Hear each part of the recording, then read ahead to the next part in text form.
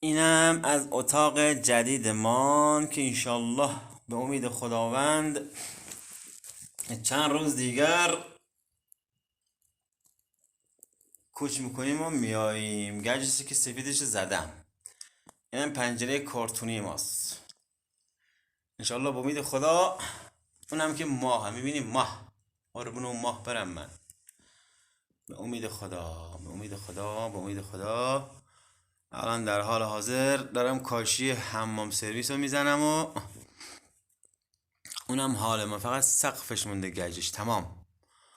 انشالله ایزیگاماشم که زدیم. اینم که از کاشیامونه. این از کاشیامونه.